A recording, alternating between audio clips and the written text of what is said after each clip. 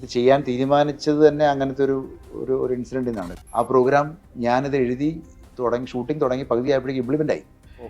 അത് അതിൻ്റെ പേര് ഞാൻ പറയുന്നില്ല, പക്ഷെ നിങ്ങൾക്ക് എല്ലാവർക്കും അറിയാം. രാവിലെ ലാൽ സാറുമായിട്ട് സംസാരിച്ചപ്പോൾ ലാൽ സാർ തന്നെ പറഞ്ഞത് എന്തുകൊണ്ടാണ് അവരെ ഇങ്ങനെ മോഹൻലാലായിട്ടും മമ്മൂട്ടിയായിട്ടും കാണുന്നതെന്ന് ഞങ്ങൾക്കറിയില്ല. ഈ താരങ്ങൾക്കൊക്കെ മനുഷ്യരായിട്ട് അഭിനയിക്കാനുള്ളൊരു ഒരു സ്വാതന്ത്ര്യം ഇല്ലേ? ലാൽ സാറിന് ഇതിനകത്ത് എല്ലാം മനസ്സിലായി, എല്ലാ ലെയറുകളും മനസ്സിലായി. ഇത് എനിക്ക് പറയാനുള്ളത് ക്യാരക്ടേഴ്സായിട്ട് കാണണം. ആ ക്യാരക്ടേഴ്സിന് എന്ത് സ്കില്ലാണ് ഉപയോഗിക്കുന്നത്, അല്ലാതെ ഇവരാരും അമാനുഷികരല്ല. താരങ്ങളെല്ലാവരും തന്നെ താരങ്ങളുടെ ഈ പറഞ്ഞ സോ കോൾഡ് ഇമേജ് അവരതിനെ മാറ്റി നിർത്തി കഥാപാത്രങ്ങളായിട്ട് അഭിനയിക്കാൻ വന്നിരിക്കുകയാണ്.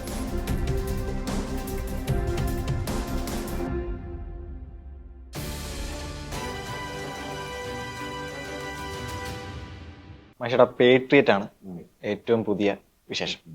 വലിയ ബഡ്ജറ്റ്, വലിയ ഒരു താരനിര, വളരെ ഗൗരവമേറിയ ഒരു വിഷയം. ഇതിൻ്റെയൊക്കെ ഒരു ഭാരം ഉണ്ടായിരുന്നോ മഹേഷ് നാരായണൻ എന്ന ഫിലിം മേക്കറിൽ? തീർച്ചയായിട്ടും ഉണ്ടാവുമല്ലോ. നമ്മൾ ഈ പറഞ്ഞ വിഷയം വലുതാണ്. എന്താണ് പെരിസ്കോപ്പ് എന്നുള്ളത് ഞാനിനി പറയേണ്ട കാര്യമില്ല, എല്ലാവർക്കും അറിയാം എന്താണുള്ളത്. അപ്പോൾ അതിൻ്റെ പേര് അത് എങ്ങനെയൊക്കെയാണ് ബാധിക്കുന്നത് എന്നൊക്കെ ഉള്ളതിൻ്റെ ഒരു വശങ്ങളെക്കുറിച്ച്, അതിൻ്റെ എല്ലാ എക്സ്ട്രീമും, ഒരു ബേസിക്കലി ഒരു ഡിഫൻസ് ആപ്ലിക്കേഷൻ എങ്ങനെയാണ് തിരിച്ച് നമ്മളെ ഒക്കെ ബാധിക്കാൻ പോകുന്നതിനുള്ള ഒരു എൻ്റെ ഒരു ടേക്കാണ് ഞാൻ പറഞ്ഞത്. ഇത് എഴുതി തീർന്ന് നമ്മൾ ഷൂട്ടിങ്ങൊക്കെ തുടങ്ങി ഏതാണ്ട് പകുതിയൊക്കെ ഷൂട്ടിങ് ഏതാണ്ട് തീർന്നു കഴിഞ്ഞപ്പോഴേക്കും ഇതിൻ്റെയൊക്കെ ആപ്ലിക്കേഷൻസൊക്കെ നമ്മൾ വന്നു തുടങ്ങി പല പല പേരിലും. പിന്നെ അത് ചില മൊബൈൽ മാനുഫാക്ചറേഴ്സിൻ്റെ ചില റെസ്ട്രിക്ഷൻസ് കാരണമാണത് പിന്നീട് നിന്ന് പോകുന്നത്. അപ്പം കുറച്ചുകൂടെ ഗ്രാവിറ്റി കൂടിയൊരു കഥയായതുകൊണ്ട് തന്നെ, പക്ഷെ അത് എല്ലാവർക്കും എത്തണം എന്നുള്ള, എല്ലാവരിലേക്കും അറിയണം. കാരണം ഇതിൻ്റെ എൻഡ് യൂസർ അൾട്ടിമേറ്റ്ലി സാധാരണക്കാരാണെന്നും ആ സാധാരണക്കാരനെ ഇതെങ്ങനെയാണ് ബാധിക്കാൻ പോകുന്നതെന്നുള്ളതും അത് ബാധിച്ചു കഴിഞ്ഞാൽ ഉണ്ടാവാൻ പോകുന്ന അവസ്ഥയെക്കുറിച്ചൊക്കെ ഉള്ളൊരു ഒരു ഒരു ഒരു റെപ്രസെൻറ്റേഷനും കൂടെയാണ് നമ്മൾ കൊടുത്തിരിക്കുന്നത്. അതൊരു റെപ്രസെൻറ്റേഷൻ അല്ല, അതൊരു 1000 റെപ്രസെൻറ്റേഷൻ നമുക്ക് ഉണ്ടാക്കാം, പക്ഷെ അതൊരു റെപ്രസെൻറ്റേഷൻ എന്നുള്ള ലെവലിലാണ് നമ്മൾ അങ്ങനെ വെച്ചിരിക്കുന്നത്. സാധാരണ ഇങ്ങനൊരു വിഷയത്തിൽ, അല്ലെങ്കിൽ സൈബർ ക്രൈം അല്ലെങ്കിൽ ഈ സർവൈലൻസുമായിട്ട് ബന്ധപ്പെട്ട എന്താണെങ്കിലും, അതിൻ്റെ ഒരു വശത്ത് കോർപ്പറേറ്റുകളും എൻഡ് യൂസറായിട്ട് വരുന്ന സാധാരണക്കാരും എന്നുള്ള രീതിയിലായി. പക്ഷെ അവിടെ ഒരു സർക്കാർ സംവിധാനം കൂടി നമ്മളെ നിരീക്ഷിക്കുന്നു എന്നുള്ള ഒരു രീതിയിലേക്ക് അതിനെ, ആ പ്രമേയത്തെ കൊണ്ടുപോകാൻ ഉള്ള തീരുമാനം എന്തായാലും? അൾട്ടിമേറ്റ്ലി നമ്മൾ എന്തൊക്കെ പറഞ്ഞാലും അതിനകത്ത് ഒരു ഇപ്പോൾ ഗവൺമെൻറ്റിന് വേണ്ടിയിട്ടായിരിക്കുമല്ലോ ഇതെല്ലാം. അൾട്ടിമേറ്റ്ലി ഒരു ആദ്യത്തെ സാങ്ഷനിങ് എന്നൊക്കെ പറയുന്നത് അങ്ങനെ ആയിരിക്കുമല്ലോ. പിന്നെയാണല്ലോ അത് മിസ്യൂസ് വരുന്നത് നമുക്ക് എല്ലാവർക്കും അറിയാം.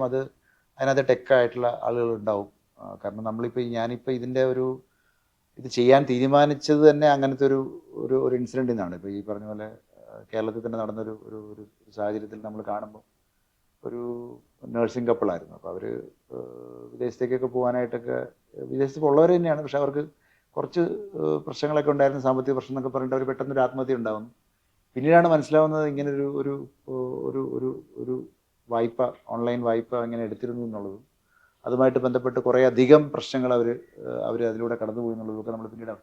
ഇതിപ്പോൾ റീസെൻ്റ്ലി കൂടി നമ്മൾ റിലീസിന് തൊട്ട് 2-3 ദിവസം മുമ്പ് തന്നെ സംഭവിച്ചുകൊണ്ടിരിക്കുന്ന കാര്യങ്ങളാണ്. അപ്പം അത് എല്ലാ കാലത്തും സംഭവിച്ചുകൊണ്ടിരിക്കുകയാണ്. അപ്പം ആ സമയത്ത് ഞാൻ ഇതിൻ്റെ ഈ ടെക് കമ്പനികൾ അവർക്കിതിൻ്റെ എന്താണ് ഇതിനുള്ള ഒരു ഫ്രീ ഹാൻഡ് എങ്ങനെയാണ് കിട്ടുന്നത്, അപ്പോൾ അതിനും ഈ പറഞ്ഞ പോലെ ചില കരാറുകളൊക്കെ എങ്ങനെയാണ് ഡിപ്പാർട്ട്മെൻറ്റുകളുമായിട്ട് കിട്ടുന്നതെന്നൊക്കെ ഉള്ളത് നോക്കിക്കഴിയുമ്പോഴാണ് നമുക്ക് വളരെ സ്കെയറി ആയിട്ട് തോന്നുന്നത്. ചിലപ്പം വളരെ ഫ്രീ ഹാൻഡായിട്ടാണ് അവർക്ക് അതിനെ ഉപയോഗിക്കാനുള്ളൊരു സാധ്യത നമുക്ക് കിട്ടുന്നത്. പിന്നെ ഈ പറഞ്ഞ പോലെ നമ്മൾ ഒന്നും നോക്കുന്നില്ല. നമ്മൾ ഈ പറഞ്ഞ പോലെ എന്ത് ആപ്ലിക്കേഷൻ നമ്മൾ കിട്ടിയാലും നമ്മളതിന് വായിച്ചു പോലും നോക്കാതെ ചുമ്മാ സ്ക്രോൾ ചെയ്ത് എഗ്രി കൊടുത്ത് പോവാണ്.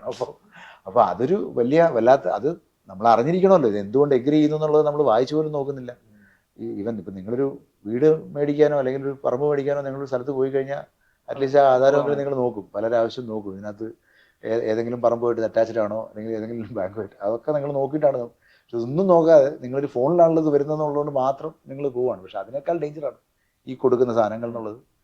പിന്നീട് ഈ പറഞ്ഞ പോലെ നമുക്കിതിനോട് ചില സമയത്തൊക്കെ നമ്മൾ നോക്കുമ്പം ചില IPL സീസണുകളിലൊക്കെ നോക്കിക്കഴിഞ്ഞാൽ ഇതിൻ്റെ പരസ്യങ്ങൾ മാത്രമേ ഉള്ളൂ. അപ്പോൾ നമുക്കും സ്കെയറിയാണ്. കാരണം ഇവരോടൊക്കെ എങ്ങനെയാണ് ഇപ്പോൾ ഇതിൻ്റെ പാരന്റ് കമ്പനികളൊക്കെ ഇരിക്കുന്നത് എവിടെയാണെന്നൊക്കെ നോക്കിക്കഴിഞ്ഞാൽ ചിലപ്പം എല്ലാ നിയമവും ലൂപ്പ് ഹോൾസും അടച്ചു വെച്ച് വളരെ കൃത്യമായിട്ട് വേറെ ഏതെങ്കിലും ഒരു രാജ്യത്ത് ഇരുന്നായിരിക്കും ഇത് ഫംഗ്ഷൻ ചെയ്യുന്നത്. അപ്പം അതൊരു സ്കെയറി സിറ്റുവേഷൻ ആയിരുന്നു. അതുകൊണ്ടാണ് ഇത് പറയണം തീരുമാനിച്ചത്. താങ്കൾക്ക് ഇത്രയും വലിയൊരു ഉദ്ദേശ്യം ഉണ്ടായിരുന്നു ഈ സിനിമ കൊണ്ട്. ആ ഇടത്തിലേക്ക് ഈ സിനിമ ലാൻഡ് ചെയ്തു എന്ന് തോന്നുന്നുണ്ടോ? തീർച്ചയായിട്ടും ഉണ്ട്, തീർച്ചയായിട്ടും ഉണ്ട്. കാരണം ചർച്ചകളൊക്കെ അങ്ങനെ തുടങ്ങിയിട്ടുണ്ട്. ഇതിനകത്ത് കാണിക്കുന്ന വ്യക്തികൾ എന്താണെന്നുള്ളതും ഇതെന്ത് പ്രോഗ്രാമിനെ കുറിച്ചാണ് ഇവർ പറയുന്നുള്ളതും ഇത് മിസ്യൂസ് ചെയ്യപ്പെട്ടാൽ സംഭവിക്കാം. കാരണം ഇതിനകത്ത് ഒരു ആപ്ലിക്കേഷൻ ആണ് നമ്മൾ ആദ്യം കാണുന്നത്. അത് കഴിഞ്ഞ് പിന്നീട് ഒരു പുതിയ പ്രോഗ്രാമിനെ കുറിച്ച് പറയുന്നുണ്ട് ഇതിനകത്ത്. ആ പ്രോഗ്രാം ഞാനിത് എഴുതി ഷൂട്ടിംഗ് തുടങ്ങി പകുതിയായപ്പോഴേക്കും ഇംപ്ലിമെൻ്റ് ആയി. അതിൻ്റെ പേര് ഞാൻ പറയുന്നില്ല, പക്ഷെ നിങ്ങൾക്ക് എല്ലാവർക്കും അറിയാം ആ പേര്. അപ്പോൾ അത് ആ ഇംപ്ലിമെൻ്റ് ആയ മെസ്സേജ് നിങ്ങളുടെ ഫോണിലുണ്ട്. നിങ്ങൾ ക്ലിക്ക് ചെയ്തിട്ടുണ്ടോ എന്ന് എനിക്കറിയില്ല, പക്ഷെ നിങ്ങളുടെ ഫോണിലുണ്ട്, എല്ലാവരുടെ ഫോണിലുണ്ട്. അത് തന്നെയാണ് എനിക്കിത് റിലവൻ്റ് ആണെന്ന് തോന്നുന്നത്. ഈ കഥ ഇപ്പം പറയേണ്ട ആവശ്യം ഇപ്പം പറഞ്ഞാൽ വളരെ നീഡ്ഫുൾ ആണ്, നീഡ് ഓഫ് ദി അവർ ആണെന്ന് തോന്നുന്നതിൻ്റെ കാരണം അതുകൊണ്ടാണ്. ഇപ്പോൾ അങ്ങനെ ഒരു പ്രമേയം അല്ലെങ്കിൽ ഈ സമയത്ത് ഏറ്റവും കൂടുതൽ ചർച്ച ചെയ്യപ്പെടേണ്ട ഒരു കാര്യമാണെന്ന് താങ്കൾ വിശ്വസിക്കുന്ന, അല്ലെങ്കിൽ കൂടുതൽ പേര് ഇപ്പം വായനകൾ വന്ന് ആ തരത്തിൽ ഈ സിനിമയ്ക്ക് വായനകൾ വന്നിട്ടുണ്ട്, പക്ഷെ ഒരു വിഭാഗം അപ്പോഴും ഈ സിനിമയെ അവർ കാണുന്ന രീതിയിൽ അതിന്റെ പേസിനെ ഒക്കെ ഒരു മുൻവിധിയോടെ എത്തിയ ഒരു സമീപനം ഉണ്ടല്ലോ, അത്തരം വിമർശനങ്ങൾ ശ്രദ്ധിച്ചിട്ടുണ്ടോ? തീർച്ചയായിട്ടും ശ്രദ്ധിക്കണമല്ലോ, നമ്മൾ സിനിമയാകുമ്പോൾ എല്ലാം ശ്രദ്ധിക്കണമല്ലോ. അപ്പം ഇന്ന് രാവിലെ ലാൽ സാറുമായിട്ട് സംസാരിച്ചപ്പോൾ ലാൽ സാർ തന്നെ പറഞ്ഞത് എന്തുകൊണ്ടാണ് അവരെ ഇങ്ങനെ മോഹൻലാലായിട്ടും മമ്മൂട്ടിയായിട്ടും കാണുന്നതെന്ന് ഞങ്ങൾക്കറിയില്ല, ഞങ്ങൾ അങ്ങനെയല്ല അഭിനയിച്ചേക്കുന്നത്. പിന്നെ ഒരു വിഭാഗം ആൾക്കാർ അങ്ങനെയാണ് ഇപ്പോഴും അതിനെ കാണുന്നതെന്ന് പറഞ്ഞു കഴിഞ്ഞാൽ അത് എന്ത് ചെയ്യാൻ പറ്റും, അൺഫോർച്ചുനേറ്റ് എന്നാണ് അദ്ദേഹം പറയുന്നത്. അപ്പം നമ്മൾ ട്രെയിലറിന്റെ അവസാനം, അതായത് ഈ സിനിമയുടെ ടൈറ്റിൽ വന്നപ്പോൾ മുതൽ നമുക്ക് സംസാരിച്ചിടാം. പേട്രിയറ്റ് എന്നുള്ള ഒരു ടൈറ്റിൽ വരും. മഹേഷ് നാരായണൻ മമ്മൂട്ടി ചിത്രം വരുന്നു എന്നുള്ളൊരു സാധനം ഏറിക്കിടന്ന് കളിച്ച സമയത്ത് മുതൽ പലതരത്തിൽ ഇതെന്തായിരിക്കും ഇതിന്റെ കൺസെപ്റ്റ് എന്നുള്ള രീതിയിൽ ഏത് തരമായിരിക്കും, മാസ് ആകുമോ അതോ ഇതൊരു മഹേഷ് നാരായണൻ ഇതിനു മുമ്പ് ചെയ്ത ചിത്രങ്ങൾ പോലെയാണോ എന്നുള്ള രീതിയിൽ പലതരത്തിലുള്ള താങ്കളും അറിയാവുന്ന. അത് ഇതിന്റെ ടൈറ്റിൽ ഡ്രോപ്പ് ആയി കഴിഞ്ഞ സമയത്ത് ഇതെന്താണ് പേട്രിയറ്റ്, ഇതുകൊണ്ട് എന്താണ് ഇവർ ഉദ്ദേശിക്കുന്നത്? ആ സമയം മുതൽ തന്നെ എനിക്ക് തോന്നുന്നു ആളുകൾക്ക് മമ്മൂട്ടി, മഹേഷ് നാരായണൻ, വേറെ കാസ്റ്റിൽ ചിലപ്പോൾ സർപ്രൈസ് ആയിട്ട് ക്യാമിയോസ് ഒക്കെ ഉണ്ടാകാം എന്നുള്ള സൂചനയൊക്കെ വരുമ്പോൾ തന്നെ ഈ പേര് എന്തുകൊണ്ട് എന്നുള്ള രീതിയിലുള്ള ചർച്ചകളൊക്കെ ആദ്യം മുതൽ തന്നെ ഇച്ചിരി വിമർശനപരമായിട്ടുള്ള തന്നെ ചർച്ചകൾ വന്നിട്ടുണ്ട്. അതിനെങ്ങനെയാണ് കാണുന്നത്? ഇപ്പൊ പടം കണ്ടു കഴിഞ്ഞപ്പോൾ എന്ത് തോന്നുന്നു? ആ പേര് അതിനോട് നീതി പുലർത്തുന്നതായിട്ട് തോന്നിയിട്ടുണ്ട്. പക്ഷെ ഇതിന് മുമ്പുള്ള ഒരു പീരീഡ് ഉണ്ടല്ലോ, നമ്മൾ ഈ പടത്തിന്റെ വർക്കുമായിട്ടിരിക്കുകയാണ്. അങ്ങനെ ഞാൻ പറയുന്നത് എന്തുകൊണ്ടാണ് അങ്ങനെ ഒരു മുൻവിധിയൊക്കെ ഉണ്ടാക്കാൻ പോകുന്നത്? ഇപ്പം ഞാൻ പറഞ്ഞത് ഇവർക്ക് ഈ താരങ്ങൾക്കൊക്കെ മനുഷ്യരായിട്ട് അഭിനയിക്കാനുള്ളൊരു സ്വാതന്ത്ര്യം ഇല്ലേ? എനിക്ക് ചോദിക്കാനുള്ള അതാണ്. അവർക്ക് അങ്ങനെയൊക്കെ ആകും. ഇപ്പം ഞാൻ ഈ കഥ മമ്മൂക്കയോട് പറയുമ്പോഴും ഫഹദിനോട് പറയുമ്പോഴും ഏറ്റവും റഹീം ആയിട്ട് ലാൽ സാറിനോട് പറയുമ്പോഴും ഇവരെല്ലാവരും ഇതിൻ്റെ ഉദ്ദേശശുദ്ധി മാത്രമാണ് പറഞ്ഞത്. ഇതിൻ്റെ ഉദ്ദേശശുദ്ധി നല്ലതാണ്, ഇങ്ങനൊരു സിനിമയുടെ പാർട്ടാവുക എന്ന് പറയുന്നത് നല്ല കാര്യമാണ് എന്നുള്ളതാണ് പറയുന്നത്. അല്ലാതെ അവരാരും ഇതിനകത്ത് ഞങ്ങൾക്ക് ഇങ്ങനെ മാസ് വേണമെന്നോ അല്ലെങ്കിൽ ഞങ്ങൾക്ക് ഇങ്ങനെ വേണമെന്നോ ആഗ്രഹിച്ചല്ല അവരാരും വന്നിരിക്കുന്നത്. ഇപ്പോൾ ഈ സിനിമയിലെ മമ്മൂട്ടി അവതരിപ്പിച്ച കഥാപാത്രം ജെയിംസ് ഡാനിയൽ എന്ന കഥാപാത്രത്തിന്റെ പിന്തുടർന്നാണ് ഈ സിനിമ മുന്നോട്ട് പോകുന്നത്. ഈ എഴുത്തിന്റെ അല്ലെങ്കിൽ ആലോചനയുടെ ഏത് ഘട്ടത്തിലാണ് ഈ കഥാപാത്രം ഇന്ന നടൻ മമ്മൂട്ടി എന്നുള്ളൊരു നടൻ ചെയ്യട്ടെ എന്നുള്ളൊരു തീരുമാനത്തിലെത്തുന്നത്? തിരക്കഥ മൊത്തം ആയി കഴിഞ്ഞിട്ടാണ്. നടന് വേണ്ടി ഞാൻ എഴുതി എന്നുള്ള എഴുതിയിട്ടില്ല. നടന് വേണ്ടി ഒരു സീനും ഇല്ലല്ലോ അങ്ങനെ നോക്കി കഴിഞ്ഞാൽ. അങ്ങനെ ഉണ്ടോ? എനിക്ക് തോന്നുന്നില്ല. അപ്പം ഞാൻ ഇത് മൊത്തം ആക്കി കഴിഞ്ഞിട്ട് ഈ കഥാപാത്രത്തിനോട് നീതി പുലർത്താനുള്ള ഒരു ആക്ടർ ആരാണ് നമുക്ക്, അല്ലെങ്കിൽ ആ കഥാപാത്രത്തിന് കുറച്ച് ബാക്ക് സ്റ്റോറീസ് ഉണ്ട്. അപ്പോൾ ചില ബാക്ക് സ്റ്റോറീസ് പറയാനായിട്ട് ചില ഗ്രാവിറ്റി ആവശ്യമുണ്ട്. ചില ആൾക്കാരുടെ ഒരു എന്താ പറയുന്നത്, അവർ ചെയ്തു വെച്ച മുൻ കഥാപാത്രങ്ങളുടെ അല്ലെങ്കിൽ അവരുടെ ഒരു ചില രീതികൾ നമുക്ക് ആവശ്യമുണ്ട്. അത് നമുക്ക് ഹെൽപ്ഫുൾ ആയിട്ട് വരാറുണ്ട്. അതുകൊണ്ട് തന്നെയാണ് മമ്മൂക്ക ഇത് കറക്റ്റായിട്ട് ഇതിനെ ഈ കോംപ്ലക്സ് ആണ്, കുറച്ചുകൂടെ കോംപ്ലക്സ് ആയിട്ടുള്ള ക്യാരക്ടറാണ്, ന്യൂവൻസ്ഡ് ആണ്. അപ്പം പ്രത്യക്ഷത്തിൽ നോക്കിയാൽ മനസ്സിലാവില്ല. കുറച്ച് അതായത് സിനിമയിലെ കുറെ ഫിൽ ഇൻ ദ ബ്ലാങ്ക്സ് ഈ കഥാപാത്രത്തിലുള്ളത് അത് ഫില്ല് ചെയ്യുന്നത് ആക്ടർ കൂടെ ചേർന്നിട്ടാണ്. അപ്പൊ അത് മനസ്സിലാക്കണമെങ്കിൽ അങ്ങനത്തെ ഒരു ആൾ ചെയ്യണം. അത്രയും എന്താ പറയുന്നത് എക്സ്പീരിയൻസ് ഉള്ള ഒരാൾ ചെയ്യണം എന്നുള്ളതുണ്ട്. അങ്ങനെയാണ് ഡാനിയലായിട്ട് മമ്മൂക്കയിലോട്ടൊന്ന് പ്രസന്റ് ചെയ്യാനായിട്ട്. ലാൽ സാറിന്റെ കാര്യത്തിലേക്ക് വരികയാണെങ്കിൽ ഈ സിനിമയുടെ ഒരു ക്രൂഷ്യൽ ഘട്ടത്തിൽ ഡാനിയലിന്റെ ഒരു സുഹൃത്ത്, അതും ഒരു കമ്മ്യൂണിക്കേഷൻ സ്കില്ലിൽ ആവശ്യമുള്ള ഒരു വ്യക്തി, ഡിഫൻസിലുണ്ടായിരുന്നൊരു വ്യക്തി, അദ്ദേഹത്തിനും ഒരു റൂട്ട് കോസ് ഉണ്ട് എന്തുകൊണ്ടാണെന്നുള്ളത്. അങ്ങനെ ഒരാൾക്ക് അദ്ദേഹത്തിനും ഈ പറഞ്ഞ പോലെ ആ ബാക്ക് സ്റ്റോറി എല്ലാം ചിലപ്പോൾ ഒരു ഷോട്ടിൽ തന്നെ ഒരു ഫ്രെയിമിൽ തന്നെ നമുക്ക് മനസ്സിലാക്കാൻ പറ്റണം എന്നുള്ള ഒരവസ്ഥയിൽ തന്നെയാണ് റഹീം എന്ന് പറഞ്ഞൊരു ക്യാരക്ടർ. അതും ഒരിക്കലും ഞാൻ അദ്ദേഹം ഇത് അക്സെപ്റ്റ് ചെയ്യുമെന്ന് വിചാരിച്ചല്ല അദ്ദേഹത്തിനോട് കഥ പറയാൻ പോകുന്നത്. ആ സമയത്ത് എന്നോടൊപ്പം എൻ്റെ നിർമ്മാതാവ് ആൻഡ്രൂ യൂസഫ് ഉണ്ട്, ആനന്ദി ചേട്ടനുണ്ട്. ലാൽ സാറിനോട് പറയുന്ന സമയത്ത് ലാൽ സാറിന് ഇതിനകത്ത് എല്ലാം മനസ്സിലായി, എല്ലാ ലെയറുകളും മനസ്സിലായി. കാരണം ഞാൻ ഇതിനകത്ത് ജമാൽ ഖഷോഗിയുടെ റെഫറൻസ് യൂസ് ചെയ്തിട്ടുണ്ട്, അത് അദ്ദേഹത്തിന് മനസ്സിലായി. ഈ പറഞ്ഞ കിങ് ജോങ് ഉന്നിൻ്റെ ബ്രദറിൻ്റെ ഒരു അസാസിനേഷൻ നടന്നിരിക്കുന്ന ഒരു മലേഷ്യൻ എയർപോർട്ടിൻ്റെ അത് മനസ്സിലായി. ഈ പറഞ്ഞ ആപ്ലിക്കേഷൻ പ്രോഗ്രാമുകളെ കുറിച്ചിട്ടുള്ള സംഭവങ്ങളും എല്ലാം അദ്ദേഹത്തിന് മനസ്സിലായി. ഈ ബാക്കിയുള്ള അവസ്ഥയിൽ ഇപ്പോൾ ഈ മ്യൂസിക് ബോക്സിനകത്തുള്ള ആ എക്സ്ട്രാക്ഷൻ, ആ കാർലോസ് ഗോസിൻ്റെ എക്സ്ട്രാക്ഷൻ, അതും അപ്പോൾ ഇതെല്ലാം പലതരത്തിലുള്ള ഡിസിഡൻസ് ആണ്. അപ്പം ഈ ഡിസിഡൻസിൻ്റെ എല്ലാ സാധനങ്ങളും അദ്ദേഹം മനസ്സിലാക്കിക്കൊണ്ട് തന്നെയാണ് കഥ കേൾക്കുന്നത്. അതിനുശേഷം റഹീമിലേക്ക് എത്തിയപ്പം റഹീമിൻ്റെ ട്രജക്ടറി കൃത്യമായിട്ട് മനസ്സിലാക്കിയിട്ട് അദ്ദേഹം തന്നെ എന്നോട് പറഞ്ഞാണ് എനിക്കിത് ഓക്കെ ആയിട്ട് തോന്നുന്നു. എനിക്ക് പിന്നെ ഇതിനകത്തുള്ളൊരു കൾമിനേഷൻ പുള്ളി തന്നെ പറഞ്ഞു, ഞാൻ കുറേ കാലമായി അങ്ങനെ ചെയ്തിട്ട്, പക്ഷെ അത് ചെയ്യാം, ഇനിയെങ്കിലും ചെയ്യണ്ടേ എന്ന് അദ്ദേഹം പറയുകയാണ്. അതൊരു വലിയ തീരുമാനമാണ്. കാരണം തീരുമാനമാണ് അത്, അദ്ദേഹത്തെ പോലെ ഒരു ആക്ടർ എടുക്കുന്നത് വലിയ തീരുമാനമാണ്. ആ തീരുമാനം അദ്ദേഹം എടുക്കുകയാണ്. അതിന് ഞാനിപ്പോൾ എന്താ പറയുന്നത്, ഞാൻ ആ സംവിധായകൻ എന്നുള്ള ലെവലിലും എഴുത്തുകാരൻ എന്നുള്ള നിലയിലും ഞാൻ അതിനോട് പൂർണ്ണമായി നീതി പുലർത്തിക്കൊണ്ടാണ്. കാരണം ഒരു പട്ടാളക്കാരൻ്റെ ഏറ്റവും വലിയ ഒരു ആഗ്രഹം എന്ന് പറയുന്നത് രാജ്യത്തിന് വേണ്ടിയിട്ടുള്ളൊരു മാർട്ടേഡമാണ്. അത് അദ്ദേഹം കൈവരിക്കുന്നുണ്ട്. അതിപ്പോൾ യുദ്ധ ഫീൽഡിലാവണമെന്നില്ല, വാർ ഫീൽഡിലാവണമെന്നില്ല. മാർട്ടേഡത്തിന് ഒരു കോസിന് വേണ്ടിയിട്ട് മരിക്കുന്നതിനും ഒരു മാർട്ടേഡമാണ്. അത് ഡാനിയലും പറയുന്നുണ്ട് ഇതിനകത്ത്. ഞാൻ ആഗ്രഹിക്കുന്നത് എനിക്ക് അവിടെ ആ പേര് വേണം എന്നുള്ളതാണ്. അദ്ദേഹം ആ റെസ്പെക്ട് പുള്ളിക്ക് കിട്ടുന്നുണ്ട്. ഇതെല്ലാം ഉണ്ട് പടത്തിനകത്ത്. പക്ഷെ എനിക്ക് തോന്നിയൊരു കാര്യം ഞാൻ ചോദിച്ചോട്ടെ. അതായത് ഈ ട്രെയിലറിന്റെ അവസാനം ഫഹദ് പറയുന്നു ഇവർ രണ്ടുപേരും ചേർന്നാൽ ബ്ലാസ്റ്റ് എന്നുള്ള രീതിയിലൊരു സാധനം പറയാം. പക്ഷെ സ്ക്രീനിലെത്തുമ്പോൾ മമ്മൂട്ടിയോ മോഹൻലാലിനോ അല്ല മഹേഷ് നാരായണൻ അവിടെ പ്ലേസ് ചെയ്യുന്നു. ആ കഥ ആവശ്യപ്പെട്ടതുപോലെ ഡാനിയലിനെയും അയാളെ രക്ഷിക്കാൻ ഒരാളെന്ന് പറയുമ്പോൾ അവിടെ ആ എൻട്രി എന്ന് പറയുന്നത് റഹീമിന്റെയാണ്, മോഹൻലാലിന്റെ അല്ല. അത് ഒരു വലിയ വിഭാഗത്തിന് അത് സ്വീകാര്യമായില്ലെന്ന് തോന്നുന്നു. ഞാൻ ചോദിക്കുന്നത്, ഇങ്ങനെ ഉപയോഗിക്കുന്ന പ്രയോഗങ്ങൾ അവർ വളരെ ഡയറക്റ്റ് ആയിട്ട് എടുക്കുകയാണ്. ഞാൻ ഉദ്ദേശിച്ചത് എന്താണ്, അവര് പഴയ ടെക്നിക്കൽ സ്കിൽസ് ഉള്ള മനുഷ്യരാണ്. അവർക്ക് ഇപ്പൊ ഈ ഇന്നത്തെ കാലത്തെ ഈ പടം ടെക്നോളജി സംസാരിക്കുന്നതുകൊണ്ട് തന്നെ ഈ വാട്സപ്പിലും ഇതിലൊന്നും അല്ല, ഫേസ്ബുക്കിലൊന്നും അല്ല ഇവർ കമ്മ്യൂണിക്കേറ്റ് ചെയ്യുന്നത്. ഇവരുടെ കമ്മ്യൂണിക്കേഷൻ സ്കില്ലൊക്കെ നമ്മൾ ഉദ്ദേശിക്കുന്നതിന്റെ അപ്പുറത്തേക്കാണെന്ന് പറയുന്നത് അയാൾ ഉദ്ദേശിച്ച ആ സ്ട്രീറ്റ് ലൈറ്റിനെ ഉദ്ദേശിച്ചാണ് പറഞ്ഞത്. അത് കണക്ട് ആവുന്നുണ്ടോ എന്ന് ചോദിച്ചു കഴിഞ്ഞാൽ അത് ചിലർ വളരെ ഡയറക്റ്റ് ആയിട്ട് എടുത്തെങ്കിൽ അത് ഞാൻ പറയുന്നത് ചിലപ്പോൾ എൻ്റെ മിസ്റ്റേക്ക് ആയിരിക്കാം. പക്ഷെ ദയവീത് എനിക്ക് പറയാനുള്ളത് ക്യാരക്ടേഴ്സായിട്ട് കാണണം. ആ ക്യാരക്ടേഴ്സിന് എന്ത് സ്കില്ലാണ് ഉപയോഗിക്കുന്നത്. അല്ലാതെ ഇവരാരും അമാനുഷികരല്ല, ഇവരാരും മറ്റേ പറന്ന് വന്ന് ഫൈറ്റ് ചെയ്യുന്ന മനുഷ്യരല്ല. ഇപ്പൊ പണ്ട് IV ശശി പടങ്ങളിൽ ഇവര് ഒരുപാട് തവണ ഒരുമിച്ച് അഭിനയിച്ചിട്ടുണ്ട്. അപ്പൊ ഒരു തിരിവിലായിരിക്കും പെട്ടെന്ന് ഒരു കരണനോ അല്ലെങ്കിൽ വേറൊരാളോ കാണുകയും പരിചയപ്പെടുകയും ചെയ്യുന്നു. അതിന് വലിയ മാസ് ബിൽഡപ്പുകളോ സാധനങ്ങളോ ഒന്നും ഉണ്ടാവില്ല.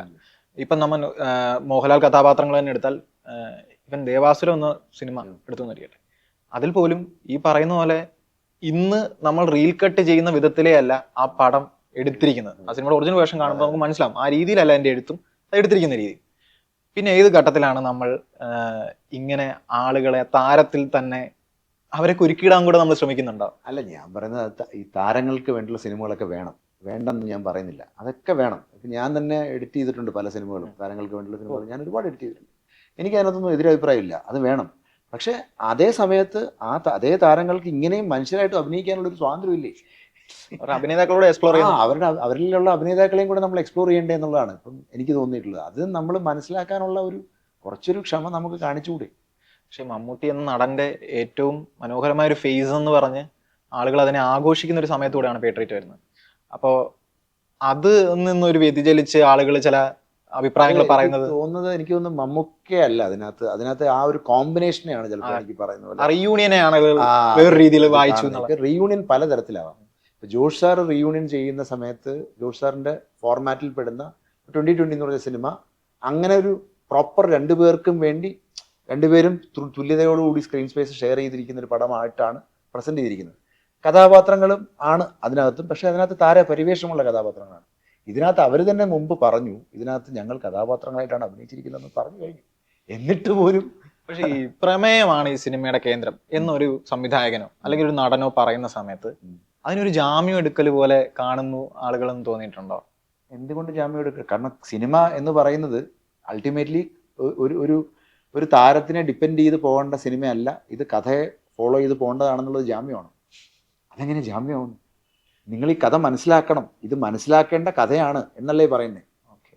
ഇതിപ്പോൾ മമ്മൂക്ക പറഞ്ഞ ആ ഒരു സ്റ്റേറ്റ്മെന്റ് എന്ന് പറയുന്നത് ഇത് നടന്ന കഥയല്ല, നടന്നുകൊണ്ടിരിക്കുന്ന കഥ, നടക്കരുതാത്ത കഥയാണെന്നാണ് അദ്ദേഹം പറഞ്ഞത്. അത് വളരെ വാലിഡ് ആയിട്ടുള്ള പോയിന്റ് ആയിട്ടാണ് എനിക്ക് തോന്നിയിരിക്കുന്നത്. കാരണം ഇതെല്ലാം കാണുന്ന പ്രേക്ഷകർ, നമ്മൾ ഈ പറഞ്ഞ ഇതെല്ലാം ഞാനിപ്പോൾ ഈ പറഞ്ഞ സംഭവങ്ങളെല്ലാം വെച്ചുകൊണ്ട് തന്നെ നിങ്ങൾക്ക് വായിച്ചെടുക്കാം. ഇനി നടക്കാൻ സാധ്യതയുള്ളൊരു കാര്യത്തിനെ കുറിച്ചാണ് ഈ പറയുന്നത്. അതൊരിക്കലും നടക്കാൻ പാടില്ല. അതിനെക്കുറിച്ച് നമ്മൾ കുറച്ചുകൂടെ ഒന്ന് അറിഞ്ഞിരിക്കുക, ഒന്ന് അവെയർ ആയിരിക്കുക എന്നുള്ളതാണല്ലോ ഈ ഒരു സിനിമ കൊണ്ട് ഉദ്ദേശിക്കുന്നത്. ഞാൻ ഈ സിനിമ ചെയ്ത് കഴിഞ്ഞിട്ട് ഈ സിനിമ കണ്ട് ഇറങ്ങിയ കുറേ ആളുകൾ എന്നെ വിളിച്ച് പറയുന്നത്, ചിലർ ഉറങ്ങാൻ കിടക്കുന്ന സമയത്ത് ഫോൺ കണ്ടിന്യൂസ് ആയിട്ട് നോക്കുന്നവരാണ്. അപ്പോൾ ഫോൺ നോക്കുന്ന സമയത്ത് കുറേ ആപ്ലിക്കേഷൻസ് നോക്കി, ഈ ആപ്ലിക്കേഷൻസ് ഒക്കെ ഞാൻ എന്തിനാണ് ഇൻസ്റ്റാൾ ചെയ്ത് വെച്ചിരിക്കുന്നത് എന്നുള്ളവർ നോക്കി, അതെല്ലാം ഡിലീറ്റ് ചെയ്ത് കളഞ്ഞു കിട്ടുമ്പോൾ. ചില സ്കൂൾ കുട്ടികൾ ഈ പറഞ്ഞ പോലെ ഓൺലൈൻ ട്യൂഷനും ക്ലാസ്സും ഒക്കെ ആയിട്ട് നിൽക്കുന്ന ആളുകൾ വന്നിട്ട് നേരെ ലാപ്ടോപ്പ് കണ്ടിന്യൂസ് ആയിട്ട് തുറന്നു വെച്ചിരിക്കുന്നവരായിരുന്നു. അവർ ആ ലാപ്ടോപ്പ് അടച്ചു വെച്ചു. ചിലർ ലാപ്ടോപ്പിൻ്റെ ക്യാമറയുടെ പുറത്തേക്ക് ഒരു സ്റ്റിക്കർ ഒട്ടിച്ചു. ഇത് ഞാൻ കേൾക്കുന്നുണ്ട്. അപ്പം ഞാൻ പറയുന്നത് ഇത് അതെനിക്ക് കിട്ടുന്ന, നമുക്ക് ഈ പറഞ്ഞ പോലെ സിനിമ കണ്ടു കഴിയുമ്പോൾ കിട്ടുന്ന ഒരു എന്താ പറയുന്ന ഒരു ടേക്ക് അവേ ആണ്. അപ്പോൾ ഇതിൽ ബാക്കി കാസ്റ്റ് നമുക്ക് നോക്കാം. ഇപ്പോൾ മമ്മൂട്ടി, മോഹൻലാൽ എന്നിവ കഥാപാത്രങ്ങൾ, അവർ ചെയ്യുന്ന കഥാപാത്രം മാറ്റിക്കഴിഞ്ഞാൽ മറ്റുള്ള വേഷങ്ങളിലേക്കും ഈ അഭിനേതാക്കൾ വേണം, അല്ലെങ്കിൽ നയൻതാര അല്ലെങ്കിൽ രാജീവ് മേനോൻ എന്നിവർ വേണമെന്ന് ഒരു തീരുമാനം എടുക്കുന്ന ഏത് ഘട്ടത്തിലാണ്? അതായത് ഇപ്പോൾ രാജീവ് സാറിൻ്റെ കേസിൽ പറഞ്ഞു കഴിഞ്ഞാൽ, രാജീവ് സാറിനെ ഞാൻ അദ്ദേഹത്തിൻ്റെ കൂടെ കുറച്ചധികം എഡിറ്റ് ചെയ്തിട്ടുണ്ട്. അപ്പം രാജീവ് സാർ വെട്രിയുടെ പടത്തിന്, വെട്ടിമാരുടെ പടത്തിനകത്ത് വിടുതലേക്ക് അഭിനയിക്കുന്ന സമയത്ത് എനിക്ക് ഇഷ്ടപ്പെട്ടു അദ്ദേഹത്തിൻ്റെ ഒരു മനസ്സിലുള്ള. അപ്പം ഞാൻ അദ്ദേഹത്തിനോട് ചോദിച്ചു, ഇങ്ങനൊരു റോള് ചെയ്യാൻ പറ്റുമോ? ഇപ്പുറത്ത് ഫഹദാണ്, ഫഹദിൻ്റെ ഫാദറായിട്ടാണെന്ന് പറയുമ്പോൾ പുള്ളിക്ക് ഒരു പൊളിറ്റീഷ്യനാണ്.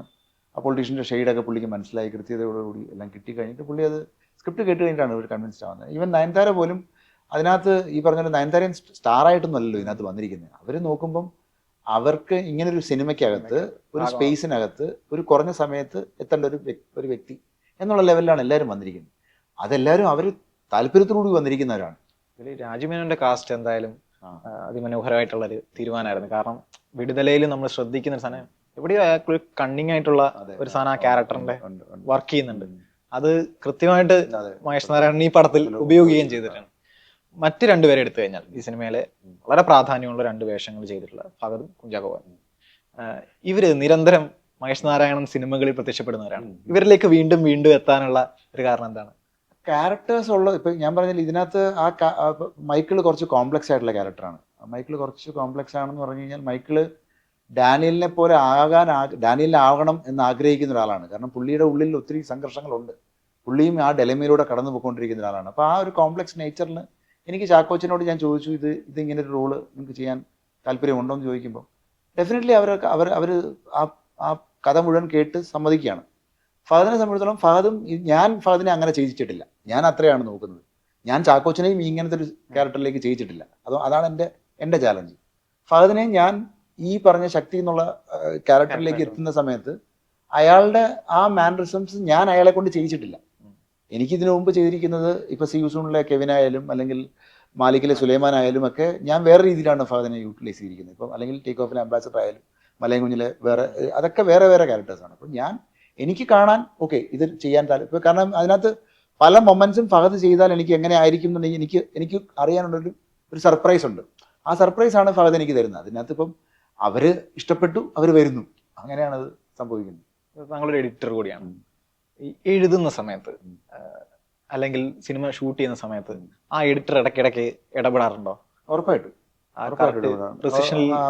ഇത്രയും പറഞ്ഞാൽ മതി. ഇപ്പം നിങ്ങൾ നേരത്തെ ചോദിച്ച പോലെ കുറെ കൂടെയൊക്കെ സ്പൂൺ ഫീഡ് ചെയ്ത് പറയണമെന്ന് ചോദിക്കുന്ന സമയത്ത് ഞാനത് വേണ്ട എന്ന് ആഗ്രഹിക്കുന്ന ഒരാളാണ്. കാരണം കുറേയൊക്കെ നമ്മൾ പ്രോഗ്രസ്ഡ് ആയല്ലോ, നമുക്ക് ഇനിയും പറയാമല്ലോ ഇങ്ങനെയൊക്കെയുള്ള കാര്യങ്ങൾ, കുറച്ചൊക്കെ ഒന്ന് മനസ്സിരുത്തി കാണട്ടെ എന്നൊക്കെ ഉള്ള ചിന്ത ഞാൻ ആലോചിക്കാറുണ്ട്. അപ്പം ഈ എഴുത്ത് രീതി അപ്പം എങ്ങനെയായിരിക്കും ഒരു കോൺസെപ്റ്റ് വരുന്നത്? ഇപ്പം ഇതാണ് സർവൈലൻസ് തീമിൽ ഇങ്ങനൊരു സാധനമാണ് ഞാൻ പറയാൻ ഉദ്ദേശിക്കുന്നത്. അങ്ങനെ ഒരു സാധനം വന്നു കഴിയുമ്പോൾ താങ്കളുടെ എഴുത്ത് രീതി എങ്ങനെയായിരിക്കും?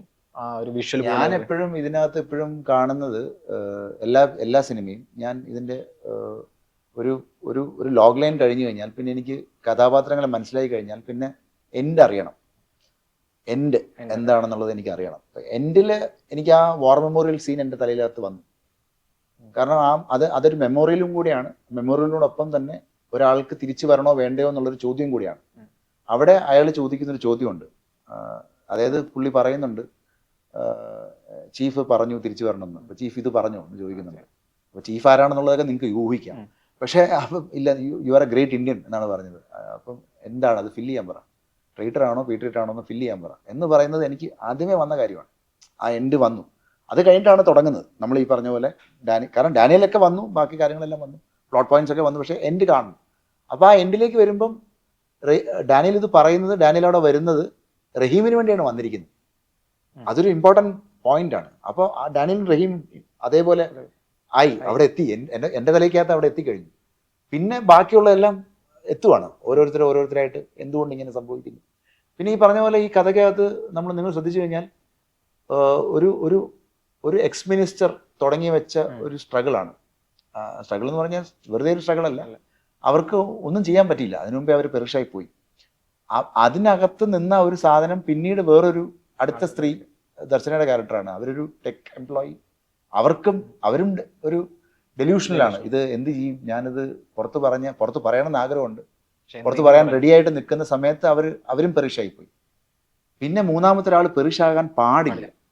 അവരും കൂടെ പെരിഷായാൽ പിന്നെ നമുക്ക് മൊത്തം സിസ്റ്റത്തിലുള്ള വിശ്വാസം നഷ്ടപ്പെടുമല്ലോ, പിന്നെ കാര്യമില്ലല്ലോ. കാരണം അവിടെയും ഞാൻ ഉദ്ദേശിച്ചത് ഒരു മൈനർ ആയിട്ടുള്ള ഒരാൾ അത് ഷ്രെഡ് ചെയ്ത് അവരുടെ ഈ പറഞ്ഞ ഷെയിം, ഇപ്പൊ ഇതിനകത്ത് ചാക്കോച്ചൻ പറയുന്ന ഒരു ഡയലുണ്ട്, shame is greater than guilt എന്ന് പറയുന്നുണ്ട്. അത് ഇന്ത്യയെ ബാധിക്കുന്ന ഒരു പ്രശ്നമാണ്. ഞാനിപ്പോൾ പറഞ്ഞ എല്ലാ സ്റ്റോറികളിലും, ഞാൻ ഈ പറഞ്ഞ എല്ലാ വശങ്ങളിലും നിങ്ങൾ നോക്കിക്കഴിഞ്ഞാൽ ഈ അപമാനം ആണ് എൻ്റെ പ്രശ്നം എന്ന് ചിന്തിക്കുന്ന നിമിഷമാണ് ഇവർ ആത്മഹത്യയെക്കുറിച്ച് ചിന്തിക്കുന്നത്. അത് പോട്ടെ പുല്ല് എന്ന് വിചാരിച്ചിരിക്കുന്ന ഒരു പോയിന്റ് ഉണ്ടായിരുന്നെങ്കിൽ അവർക്ക് മുന്നോട്ട് ജീവിക്കാനുള്ളൊരു ഒരു ഊർജം കിട്ടും. ആ ഊർജം കൊടുക്കാൻ ആരുമില്ല, ഈവൻ സിസ്റ്റം പോലും ഇല്ല. ആ ഒരു സമയത്തെയാണ് ഞാൻ അവിടെ പ്രതിപാദിച്ചിരിക്കുന്നത്. അപ്പം അത് തിരിച്ച് കൊടുക്കാനായിട്ട് ആ പെൺകുട്ടി റെഡിയായി. അത് പോട്ടെ, സാരമില്ല, അത് കുഴപ്പമില്ല, ഞാനത് പറയാം, അത് വില്ലിങ് ആവുകയാണ്. അതായത് ഒരു വലിയ ഇത്രയും ആൾക്കാർ ഫൈറ്റ് ചെയ്യാൻ നോക്കിയിട്ടൊരു നിന്നിട്ടും ഒരു കുട്ടിയാണ് അതിനെ എതിർത്ത് നിന്നെന്ന് പറയുന്നത് അവർക്കും സർപ്രൈസിങ് ആണ്. ആ വിമതസ്വരമാകുന്നത് അതെ, അങ്ങനെയാണ് വരുന്നത്. അപ്പൊ അതിനെ ഫെസിലിറ്റേറ്റ് ചെയ്യാണ് എല്ലാവരും. ഈ പേട്രിയറ്റ് പോലെ ഈ രീതിയിൽ ഈ ട്രീറ്റ്മെന്റിൽ ഒരു പടം എടുക്കാൻ അസാധ്യമായ ധൈര്യം വേണം, സത്യസന്ധമായിട്ട് പറഞ്ഞാൽ. നമ്മള് എഡിറ്ററായ മഹേഷ് നാരായണൻ വിശ്വരൂപം എന്ന സിനിമയിൽ വർക്ക് ചെയ്യുമ്പോൾ കമലഹാസൻ എന്നുള്ള ആ സിനിമയും ആ പ്രോജക്റ്റും അത് ചുറ്റിപ്പറ്റി നടന്ന പ്രതിസന്ധികളും സാധനമൊക്കെ നമുക്കറിയാം. അദ്ദേഹത്തിന് കൂടെ എഡിറ്റ് ചെയ്യായിരുന്ന സമയത്ത് ആ മേക്കറിൽ നിന്ന് കിട്ടിയ എന്തെങ്കിലും ഒരു കാര്യം താങ്കളെ സ്വാധീനിച്ചിട്ടുണ്ടോ? അല്ലെങ്കിൽ ഒരുപാട് കാര്യങ്ങൾ സ്വാധീനിച്ചിട്ടുണ്ട്. പക്ഷേ ഈ കാര്യത്തിൽ ഇതിനകത്ത് സ്വാധീനിച്ചിരിക്കുന്നത് എസ്പെഷ്യലി നമ്മളിപ്പോൾ ഈ പറഞ്ഞ പോലെ ഒരു സിനിമ പറയുന്ന സമയത്ത് നമ്മൾ ഈ പറഞ്ഞ പോലെ നമ്മുടെ രാജ്യത്തിനകത്ത് നിന്ന് പറയുന്നതുകൊണ്ട് നമ്മൾ കുറച്ച് കാര്യങ്ങൾ മാനിക്കേണ്ടതായിട്ടുണ്ട്. അപ്പം ചില സമയത്ത് നമ്മളിപ്പോൾ കമ്മ്യൂണലാവുന്ന സമയത്ത് എന്തെങ്കിലും പ്രശ്നം, ഇതിനകത്ത് അങ്ങനത്തെ പ്രശ്നങ്ങളൊന്നും ഉണ്ടായിട്ടില്ല. പക്ഷെ എന്നാൽ പോലും നമ്മൾ സിസ്റ്റത്തിനകത്ത് നിന്ന് സംസാരിക്കുന്ന സമയത്ത് ചില കാര്യങ്ങൾ, ഇപ്പം നിങ്ങൾ തന്നെ ഒരു വാക്ക് പറഞ്ഞു തുടങ്ങി, അത് നമുക്ക് പിന്നീട് പറയാൻ പറ്റുന്നില്ല, കാരണം അത് ക്ലാസിഫൈഡ് ആണ്. അപ്പോൾ അതിനെ നമ്മൾ അങ്ങനെ പറയേണ്ട കാര്യമില്ല. പറയാതെ തന്നെ പല വിഷയങ്ങളും പറയാം. അതിൽ ആൾക്കാരിലേക്ക് എത്തിക്കാൻ പറ്റുവാണെങ്കിൽ എത്തിക്കട്ടെ, പിന്നെ അതിൻ്റെ ചർച്ചകൾ നടക്കട്ടെ. കോൺസിക്വൻസുകൾ നമ്മൾ ഈ പറഞ്ഞ പോലെ വിജയം എന്ന് പറയുന്നത് തീർച്ചയായിട്ടും എല്ലാവരും ആഗ്രഹിക്കുന്നതാണ്. കാരണം കൂടുതൽ ആൾക്കാരിലേക്ക് എത്തുമ്പോഴാണ് അത് വിജയമാവുന്നത്, കൂടുതൽ ആൾക്കാർ ഇത് കാണാൻ ആഗ്രഹിക്കുമ്പോഴാണ് അത് സക്സസ്ഫുൾ ആവുന്നത്. പക്ഷെ ബാക്കി നമുക്കറിയില്ല. നമുക്ക് നമ്മളുടെ ചെയ്തികളിൽ വിശ്വസിക്കുക, നമ്മളുടെ ചെയ്തികൾ ചെയ്യുക, മുമ്പോട്ട് പോകുക. താങ്കളുടെ ഒരു ഫ്യൂച്ചർ പ്രോജക്റ്റ് നോക്കിക്കഴിഞ്ഞാൽ കമലഹാസനായിട്ടുള്ള ഒരു വർക്ക് ഉടനെ ഉണ്ടാവോ? അത് ഉടനെ എന്ന് പറയുന്ന ഒരു പടത്തിന്റെ സീക്വലാണ്. അത് പക്ഷെ കുറച്ച് കാലങ്ങളായിട്ട് ഇങ്ങനെ ഡെവലപ്പ് ചെയ്തുകൊണ്ടിരിക്കുന്ന ഒരു കാര്യമാണ്. പക്ഷെ അത് അത് ഈ പറഞ്ഞ പോലെ അതും ഈ പറഞ്ഞ പോലെ ഞങ്ങളുടെ രണ്ടുപേരുടെയും സ്വഭാവത്തിലുള്ള ഒരു സിനിമ ആയതുകൊണ്ട് തന്നെ അത് ചിലപ്പോൾ കുറച്ച് കാലതാമസം ഉണ്ടാവും. പക്ഷെ അത് ഉണ്ടാവും, സംഭവിക്കും. ഇപ്പോഴും പറയുമ്പോൾ ഞങ്ങളുടെ രണ്ടുപേരുടെയും സ്വഭാവത്തിലുള്ള സിനിമ എന്ന് താങ്കൾ പറഞ്ഞു വെക്കുന്നുണ്ട്. അത് അങ്ങനെയാണല്ലോ, അല്ലാതെ വേറെ രീതിയിൽ എങ്ങനെ ചെയ്യാൻ പറ്റുന്നേ? അങ്ങനെ ഒരു അഡാപ്റ്റ് ചെയ്യേണ്ട ഒരു സാഹചര്യം ഉണ്ടോ സത്യം പറഞ്ഞാൽ? ഇപ്പൊ എനിക്ക് തോന്നുന്നത് നമ്മളുടെ ഐഡന്റിറ്റി കീപ്പ് ചെയ്തിട്ടുള്ള സിനിമകളല്ലേ നമുക്ക് ചെയ്യാൻ പറ്റുള്ളൂ. ആ ഐഡന്റിറ്റിയിൽ ഉണ്ടാവണം എല്ലാ കാലത്തും, അല്ലെങ്കിൽ കാര്യമില്ലല്ലോ. നമ്മളിപ്പോൾ എന്ത് ജോണർ ചെയ്താലും ആ ഐഡന്റിറ്റി എപ്പോഴും ഉണ്ടാവും. ആ ഐഡന്റിറ്റി നിന്നുകൊണ്ട് ആ സിനിമയ്ക്ക് ഒരു പൂർണ്ണതയുണ്ടോ, ആ സിനിമ എൻഗേജിങ് ആണോ? ഇപ്പം ഞാൻ ഈ പറഞ്ഞ ഈ സിനിമയ്ക്ക് 3 മണിക്കൂർ ദൈർഘ്യമുണ്ട്. ആ ദൈർഘ്യം ആൾക്കാർക്ക് ഒരുപാട് പേര് എന്നോട് പറഞ്ഞു, ഞങ്ങൾക്ക് സിനിമയിൽ തിയേറ്ററിൽ വൺസ് ആ പടത്തിലേക്ക് ഇന്നായി കഴിഞ്ഞാൽ പിന്നെ ഫോണിലേക്ക് നോക്കാൻ പറ്റിയിട്ടില്ല കേട്ടോ എന്ന് പറഞ്ഞു. കാരണം ഞങ്ങൾക്ക് അതിലേക്ക് പോയി. പിന്നെ അതിനകത്ത് ആകെ ഉണ്ടായിരിക്കുന്ന പ്രശ്നം എന്ന് പറയുന്നത് റഹീമിന്റെ ക്യാരക്ടറിനുള്ള ഒരു കൾമിനേഷനാണ്. അത് ചിലപ്പം താരം എന്ന് പറഞ്ഞൊരു സാധനം ഫാക്ടർ ഓവർടേക്ക് ചെയ്ത് ഓവർടേക്ക് ചെയ്ത് നിൽക്കുന്ന സമയത്ത് ആൾക്കാർക്ക് അത് ചിലപ്പോൾ അക്സെപ്റ്റ് ചെയ്യാൻ പറ്റുന്ന, ചിലർക്ക് അത് അക്സെപ്റ്റ് ചെയ്യാൻ പറ്റുന്നില്ല. അത് മറികടക്കണം എന്നുള്ളതാണ് എൻ്റെ ഒരു ഘട്ടത്തിൽ നമ്മൾ മറികടക്കും തന്നെയാണ് ഞാൻ അങ്ങനെയാണ് പ്രതീക്ഷിക്കുന്നത്. അത് മറികടന്നേ പറ്റും. ഉണ്ണികൃഷ്ണന് തലേദിവസം ഇട്ട ഒരു പോസ്റ്റിൽ പറഞ്ഞത്, നമ്മൾ തന്നെ നിർമ്മിച്ച ചില സാങ്കല്പിക അതിർത്തികൾ ഈ സിനിമ മറികടക്കട്ടെ എന്നാണ് അദ്ദേഹം പറഞ്ഞത്. അത്ര ഒരു സാങ്കല്പിക അതിർത്തികളെ ഒരു വിധത്തിലെങ്കിലും ഈ സിനിമ ചെറിയ രീതിയിലെങ്കിലും അല്ലെങ്കിൽ വരും ദിവസങ്ങളിൽ നമുക്ക് അത് അറിയാൻ പറ്റും. തീർച്ചയായും അത് മറികടന്നിട്ടുണ്ടെന്ന് താങ്കൾക്ക് തോന്നിയിട്ടുണ്ടോ? അല്ല, മറികടക്കണം എന്നാണ് ഞാൻ വിശ്വസിക്കുന്നത്. അദ്ദേഹം പറഞ്ഞിരിക്കുന്നത് നമ്മൾ സ്ഥിരമായിട്ട് താരങ്ങളെ ചട്ടക്കൂടിൽ വെച്ച് വർക്ക് ചെയ്തിരിക്കുന്ന ഒരു രീതിയിൽ നിന്ന് മാറി വേറൊരാൾ ഒരു കുറച്ചുകൂടെ മെയിൻ സ്ട്രീം ആയിട്ടൊരു സിനിമ ചെയ്യാൻ ഇഷ്ടപ്പെടും. അപ്പം അതിനകത്തും താരങ്ങളെല്ലാവരും തന്നെ താരങ്ങളുടെ ഈ പറഞ്ഞ സോ കോൾഡ് ഇമേജ് അവരതിനെ മാറ്റി നിർത്തി കഥാപാത്രങ്ങളായിട്ട് അഭിനയിക്കാൻ വന്നിരിക്കുകയാണ്. അതിനെ അക്സെപ്റ്റ് ചെയ്ത് തുടങ്ങുന്ന ഒരു സംഭവം ഉണ്ടാവുന്നുണ്ട്. ഞാൻ നിരീക്ഷിച്ചൊരു കാര്യം കേട്ടോ, ഇപ്പം സിനിമകൾ ഇപ്പം ഈ പടത്തിന് മാത്രമല്ല ഏത് പടത്തിന്റെ ആണെങ്കിൽ സിനിമയുടെ എൻ ക്രെഡിറ്റ്സ് വരുന്നു, പക്ഷെ ആളുകൾ ഭയങ്കരമായിട്ട് ഹോൾഡ് ചെയ്ത് നിൽക്കുന്നത് ലാസ്റ്റ് ഒരു സാധനം വരും, അത് കഴിയുമ്പോൾ സിനിമയുടെ സെക്കൻഡ് പാർട്ട് ഉണ്ട്, അതിനുള്ള സൂചന തരും. ഈ കാലത്ത് ഉണ്ടായിരിക്കുന്ന കാര്യങ്ങളല്ലേ ഞാൻ പറയുന്നത്. അതൊക്കെ നമ്മൾ പണ്ടൊക്കെ അങ്ങനെ ഉണ്ടോ? എനിക്ക് തോന്നുന്നില്ല. ഒരു സിനിമ കംപ്ലീറ്റ് ഒരു സിനിമയായിട്ടല്ലേ കാണണ്ടേ? നമ്മൾ ഈ പറഞ്ഞ പോലെ ഇപ്പം ഞാൻ കാണുന്ന സമയത്ത് ഇപ്പം നമ്മൾ പല സ്ഥലത്തും ഇപ്പം ഡാനിയൽ ചോദിക്കുന്ന ചോദ്യം അവസാനം, ഞാൻ tell him to complete the sentence, ഞാൻ ആരാണ്? അപ്പൊ പീട്രിയറ്റ് ആണോ ട്രൈറ്റർ ആണോ? ഇത്രയും നടന്നിട്ടും എന്നെ ഒരു ട്രൈറ്റർ ആയിട്ടാണോ നിങ്ങൾക്ക് കാണുന്നതെങ്കിൽ then there is no point of me coming back. പക്ഷെ ആ ഒരു ചോദ്യത്തിന്റെ ഉത്തരം കൊടുക്കേണ്ടത് ആരാണ്? ആക്ച്വലി പ്രേക്ഷകരാണ് ഇത് കൊടുക്കേണ്ടത്.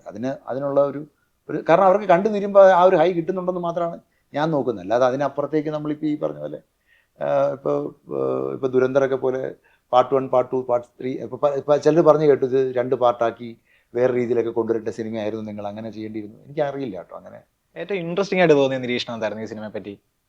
നിരീക്ഷണം എന്ന് പറയുന്നതിനേക്കാൾ കൂടുതലായിട്ട് ഞാൻ മനസ്സിലാക്കിയത് ഇതുപോലൊരു സിനിമ മുമ്പില്ല. അതുകൊണ്ട് പലരും എന്നോട് ചോദിച്ചു ഇത് എങ്ങനെ ഇരിക്കുന്ന, എന്ത് തരം സിനിമയാണ് മലയാളത്തിൽ? എനിക്ക് അങ്ങനെ ഒരു എക്സാമ്പിൾ പറയാനില്ല. കാരണം അല്ലേ, സത്യമല്ലേ?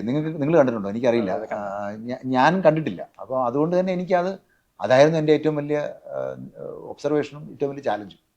ഒരു മുൻ എക്സാമ്പിൾ ഇല്ല. അതൊരു ചാലഞ്ച്. മാതൃകകളില്ലാത്ത സാധനം ഉള്ളൊരു പ്രശ്നം, ചെയ്യുന്നതും പ്രയാസമാണ്, അത് ആളുകൾക്ക് എത്തിക്കാനും പ്രയാസമാണ്. ഇതിന്റെ ഒരു ടെക്നിക്കൽ സൈഡും ടെക്നിക്കൽ ടീമിനെ കൂടി നമ്മൾ ഇത്രയൊക്കെ പറയുമ്പോൾ അത് പറയേണ്ട ആളുകളാണ്. ഇപ്പം മനുഷ് നന്ദനന്റെ ക്യാമറ, അദ്ദേഹത്തിന്റെ ഒരു മനുഷ്യ ആക്ച്വലി അങ്ങനെ ഒരു ഗ്രിറ്റി ആയിട്ടുള്ള സിനിമകൾ എക്സ്പ്ലോർ ചെയ്യാത്ത ഒരാളാണ് ഇതുവരെ. കാരണം അവൻ ചെയ്തിരിക്കുന്നതൊക്കെ ഡങ്കി, തക്സ് ഓഫ് ഹിന്ദുസ്ഥാൻ, അങ്ങനത്തെ ഈ റോക്കി, കരൺ ജോഹർ പടങ്ങളൊക്കെയാണ് ചെയ്തിരിക്കുന്നത്. അപ്പം അതിൽ നിന്നൊക്കെ മാറി എൻ്റെ ബാച്ച്മേറ്റ് ആണ്. അപ്പം എനിക്കറിയാം അവൻ എത്രത്തോളം ബാൻഡ് വിഡ്ത്ത് ഉണ്ട്, എത്രത്തോളം മാറാൻ പറ്റും എന്നൊക്കെ ഉള്ളത്. അപ്പം കുറച്ചുകൂടെ ഗ്രിറ്റി ആയിട്ട് കുറച്ചുകൂടെ ഗ്രിറ്റിയും സ്കെയിലും ഒരുമിച്ച് കൊണ്ടുവരിക എന്ന് പറഞ്ഞാൽ ഭയങ്കര ബുദ്ധിമുട്ടാണ്. അത് ഒരുമിച്ച് കൊണ്ടുവരാൻ അവൻ കേപ്പബിൾ ആയിരുന്നു. പിന്നെ അതുപോലെ തന്നെ സുഷിനും ഈ പറഞ്ഞ പോലെ സുഷിൻ സ്ഥിരം ചെയ്തുകൊണ്ടിരുന്ന ടെംപ്ലേറ്റിൽ നിന്നൊക്കെ മാറി, ടെംപ്ലേറ്റ് എന്ന് ഞാൻ പറയില്ല, സുഷിൻ എപ്പോഴും ഓരോ രീതിയിലും മാറിക്കൊണ്ടിരിക്കുന്ന ഒരാളാണ്.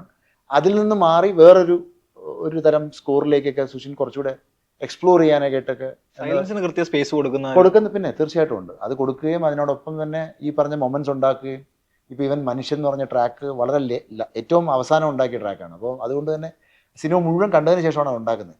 കാരണം സിനിമയുടെ മൊത്തം സത്ത ഉൾപ്പെടുത്തുക എന്നുള്ളത് സംഭവം ഒക്കെ എല്ലാം അതിനകത്ത് ഉപയോഗിച്ചിട്ടുണ്ട്. വിഷ്ണുവിന്റെയും ഈ പറഞ്ഞ പോലെ നമ്മൾ പ്രത്യക്ഷത്തിൽ എല്ലാവർക്കും ഇതിൽ ഭയങ്കര ലൗഡ് വർക്കായിട്ട് ഉണ്ടാക്കാൻ തോന്നും. പക്ഷെ അങ്ങനെ ലൗഡായിട്ട് ഉണ്ടാക്കിയിട്ടില്ല. ഇപ്പൊ എസ്പെഷ്യലി ആ മിക്സ് സീക്വൻസ് ഒക്കെ നമ്മൾ ചിലപ്പോൾ പാളിപ്പോകും.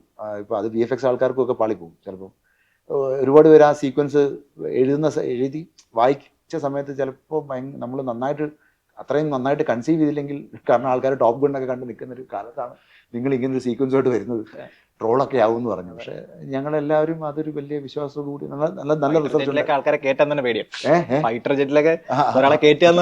ഭയങ്കര ബുദ്ധിമുട്ടാണ്. കാരണം നമുക്ക് മലയാളത്തിൽ നിന്ന് സിനിമയ്ക്കകത്ത് എങ്ങനെ അത് അച്ചീവ് ചെയ്യുന്നു, എല്ലാവരും VFXന്റെ ആൾക്കാരായാലും എല്ലാവരും അത് ഒരേപോലെ വർക്ക് ചെയ്തു.